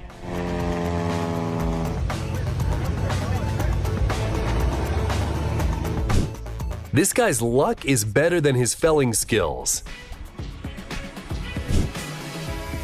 If that mattress would be just an inch or two to the left, this biker would have had a very bad. If that mattress skills. If that mattress would be just an inch or two to the left, this biker would have had a very bad day. Now that's what I'd call a case of lucky spotting. You need a considerable case of lucky. Now that's what I'd call a case of lucky spotting. Lucky spot. Y'all see that? Now that's what I'd call a case of lucky spotting. You need a considerable amount of luck to collect eggs from a python. Just imagine how many problems this driver avoided at the very last second.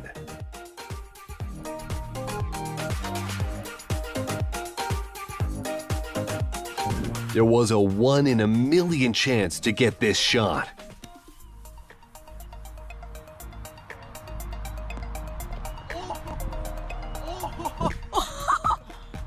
Somebody once told me. This motorcycle driver was nearly maimed by a piece of metal. This is why you should always wear a safety helmet.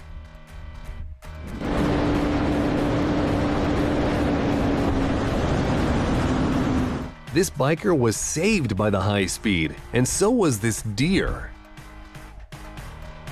Now you gotta pay another $200 to remove this new tree off the property.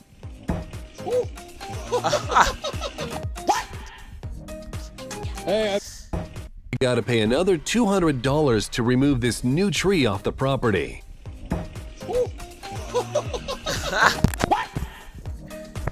Hey, I think that might be right where the septic line goes. When your hat is the only thing you caught on a fishing trip.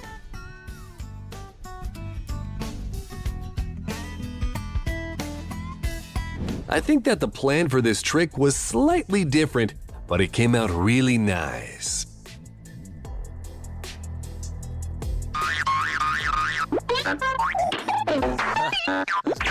When you rewatch the Fast and Furious movies and decide to change lanes without signaling. Bro, what are you doing? Okay. Let's go. Okay, my man's in This skydiver was heading for an unfortunate landing. But thankfully, her parachute had a very lucky mishap.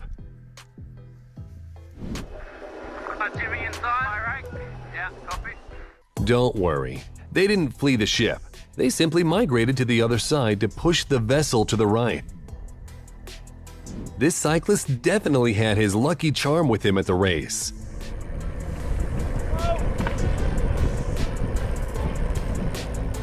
Want to see the luckiest dog in the world? Oh! Get out the road. Get over here. This helicopter was supposed to deliver the president of Bolivia, Evo Morales, but malfunctioned immediately after takeoff. You can have whatever you like. You can have whatever you like. Thankfully, they managed to land it safely without any harm to the passengers. And this couple decided to parasail over the waters swarming with sharks. In the end, people were lucky and sharks were not. They remained hungry.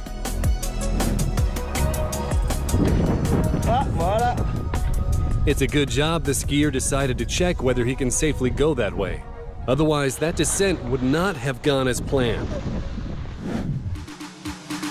Either this was premeditated or he's very lucky. Have you ever seen a drifting sailing yacht? I think the girls it was heading for were very impressed by that maneuver. That's right. And this happened in China. And thanks to this guy's luck, no one was harmed. During a competition, this bowler had almost given up hope, when suddenly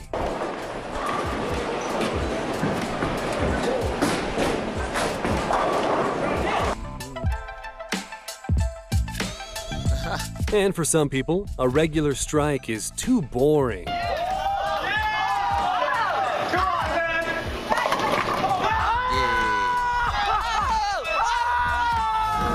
And this guy wanted to get his ball from the roof and accidentally hit the jackpot.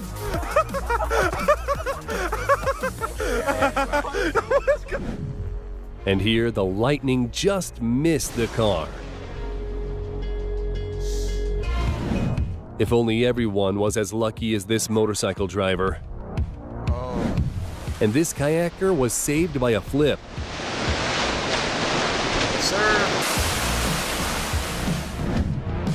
This unfortunate landing was spectacular, but most importantly, the pilot was not injured. If this surfer wasn't filmed by a drone, he would never have known how much danger he was in. That was very close, but still not missed. This reporter managed to evade the lightning and get an exclusive shot. Sabine River. Oh, Sabine River. Oh.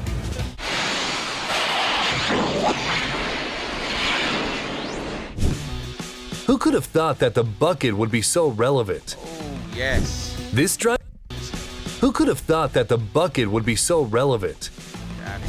This driver was lucky not to get anyone else. If anything, this was quite spectacular.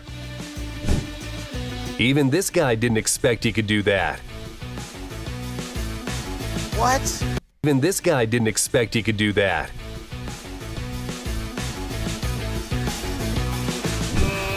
It seems this lady didn't even realize how lucky she was.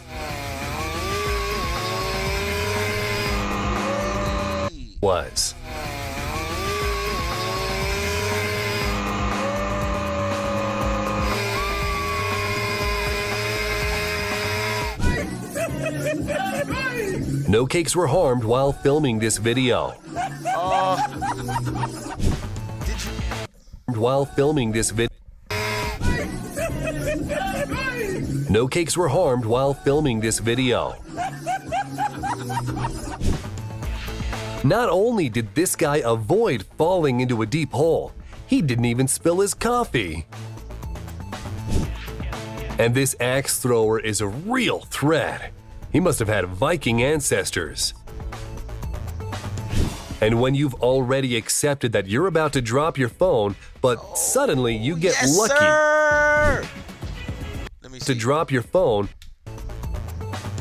and when you've already accepted that you're about to drop your phone, but suddenly you get lucky, I wonder if the driver will get as lucky on the way back up.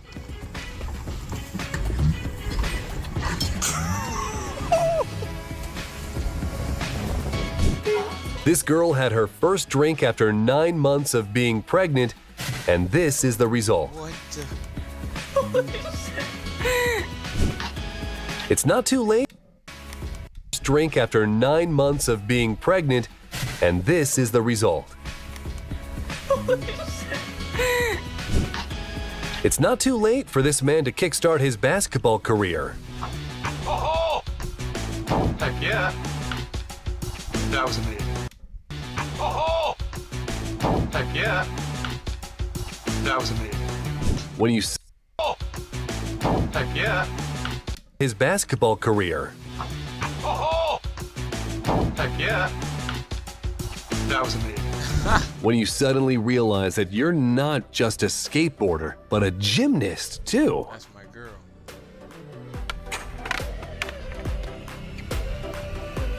Baseball player Ronald Acuna shot the ball right at a fan's cup.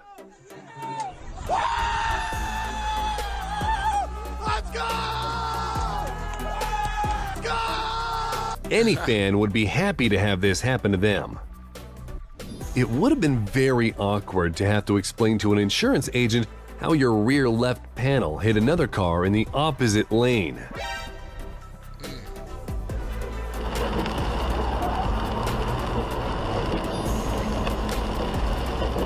How the heck did he manage to hold on?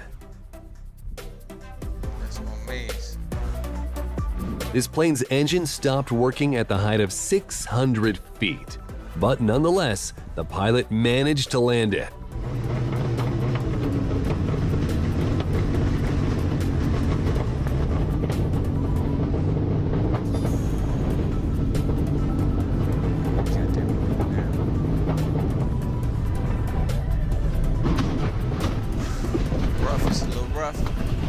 The main thing to remember here is to look up at the right time. Jeez.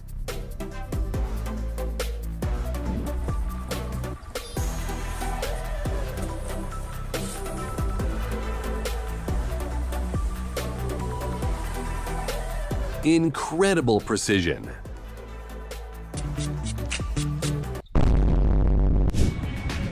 So, this is why you need a spare parachute.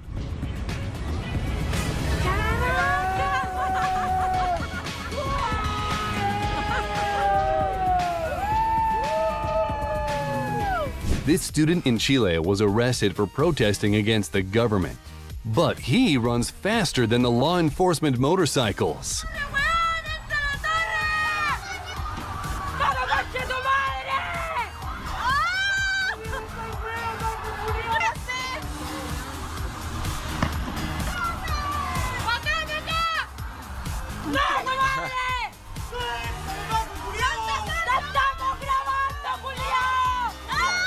This is what 5 pounds of body fat looks like. Want to lose this and more? Keep watching. Have you seen this guy? The one that says stop. Let's see a couple. This man spotted the car using his own bag and stopped it from sinking a wheel into a manhole. It's fortunate that he has a very strong back. Oh my God. Manhole. It's fortunate that he has a very strong back. Sinking a wheel into a manhole. It's fortunate that he has a very strong back. Now everyone knows how tough this glass is. Do you think glass is? Now everyone knows how tough this glass is. Do you think this was good luck or bad luck? or bad luck? Do you think this was good luck or bad luck?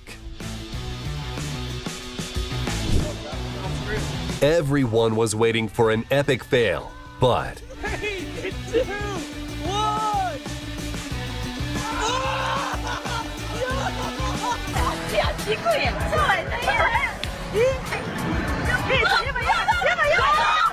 now that's what you'd call lucky.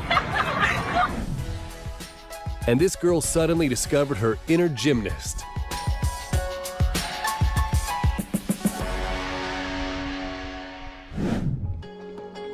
Do a trick, get the second one for free. This guy failed his trick, but who cares when the landing is this spectacular? This guy is so lucky he only needs half a bowling ball to get a strike.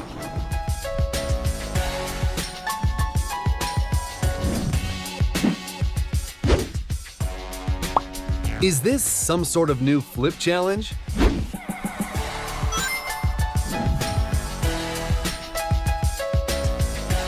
This guy was lucky that the skateboard was in the right place at the right time. When you don't want to be covered in cake on your birthday. And this guy miraculously avoided being struck by lightning.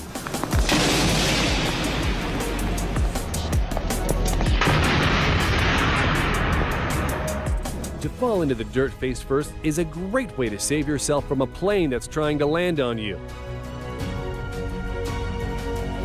These fishermen saw a motorboat speeding towards them.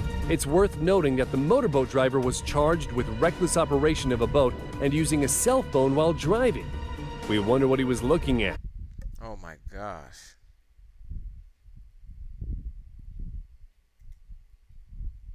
Hi there, Billy, mate. How's it going? You good? Hey, Henry. Yeah, all good. What's up? I've had some feedback from the business about you, and I just want to have a quick chat with you about your recent emails. He forgot his wallet at home and went to get it, and this is what happened.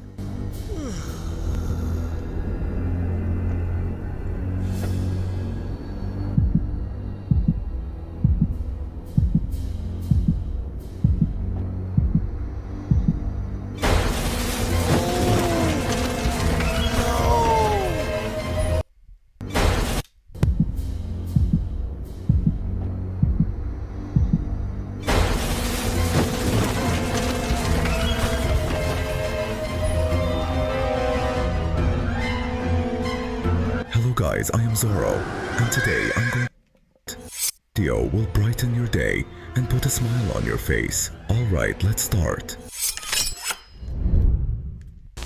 Did you know that thumbs up can save your life?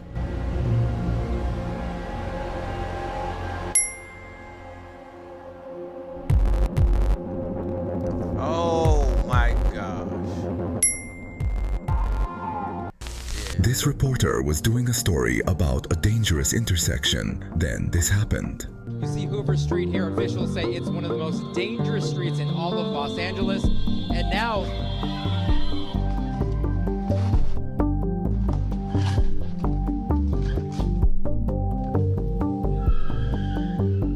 Dang. He just accepted his fate and walked away. I seen this one.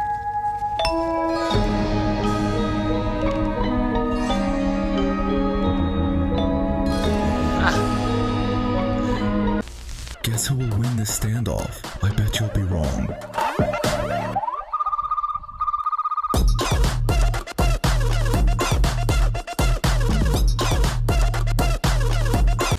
What are the odds of this happening?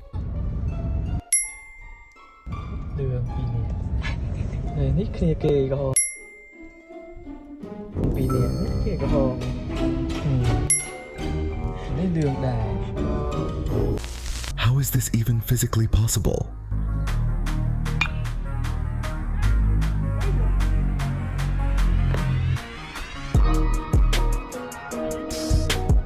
This fan was mocking the player.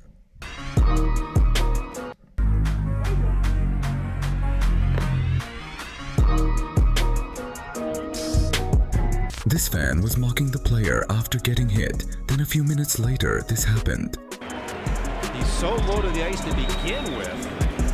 he's going to get a lot of those kind of You would think high it'd sticks. be an automatic for him, wouldn't you? Yeah. Patrick Roy puts it up the board. A few moments later. The glass first, but it did touch something. Namely, There's the guy who was knocking to Sullivan. And he got hit in the head. look at it, look at it. Yeah! How do you like it, buddy? How do you like it? Oh, that must have felt amazing. What are the odds? What are the sheer odds that that would happen? This almost impossible shot that actually landed.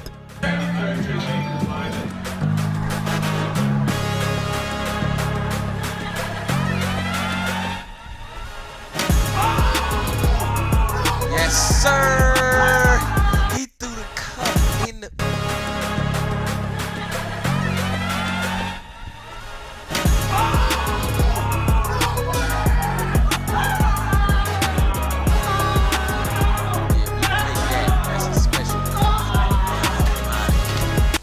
And here are two more impossible shots. There's a ton of cups? Okay. If I gotta say it twice, then I got nothing to say. It's going down like a rodeo. Around these skates. I didn't see that one. Two more impossible shots. These skates.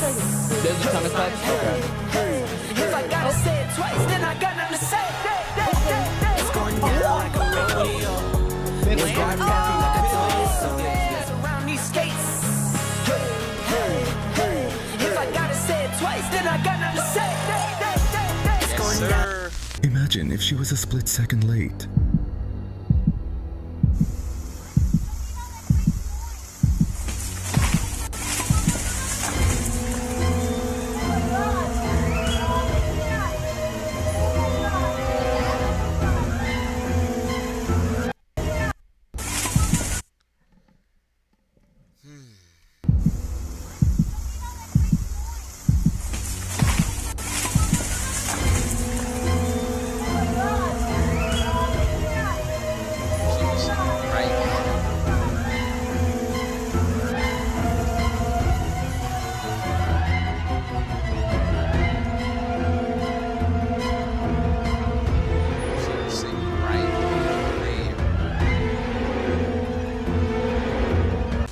God sent back the boat to rescue him.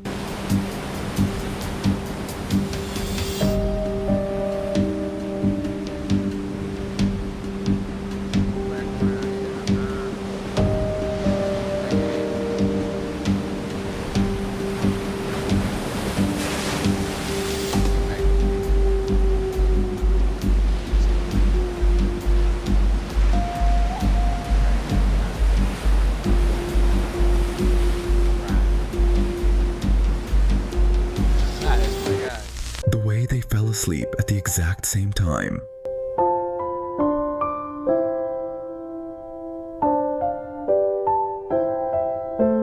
The Bluetooth device is connected successfully. I'm out of here. I'm out of here. Playing GeoGuessr, I'm and outta he found a here. familiar Device. The Bluetooth device has connected successfully, yo. I'm done. I'm gonna holler at y'all The tomorrow. Bluetooth device is connected successfully.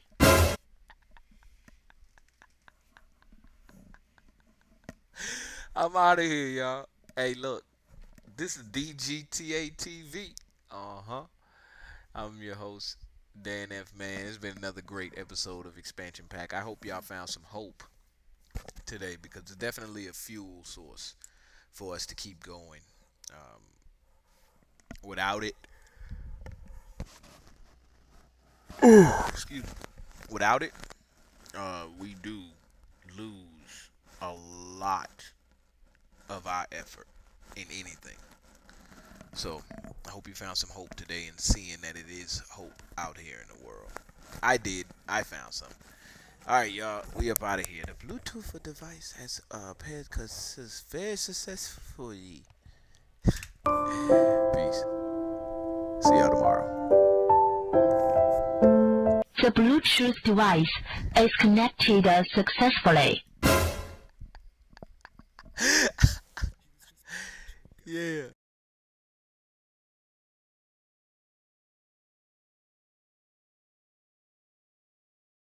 What? Hey, I'm gonna let y'all watch some more of these as we head out of here. Bro.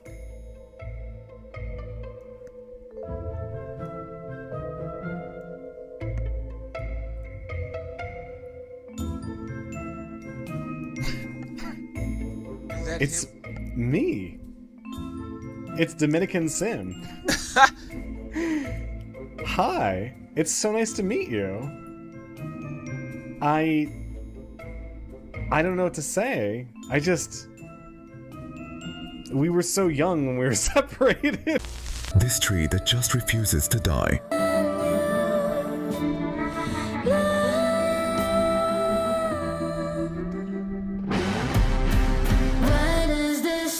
When you finally meet a worthy opponent. Oh no, I stood here for 8 minutes.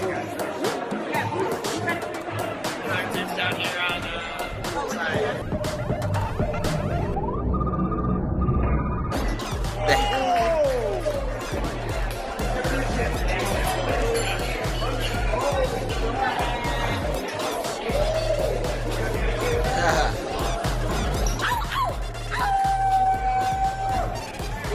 Hold on. Where's every photographer on the planet? That's a metal stick. Wait, hold up. He stuck it into If this video metal. put a smile on your face, please give it a like. Yes, it did. Where's every photographer on the planet? That's a metal stick. That's like when the basketball, you two have a great day. That's like when the basketball go through the hoop at the same time as another basketball and they both get stuck in there together.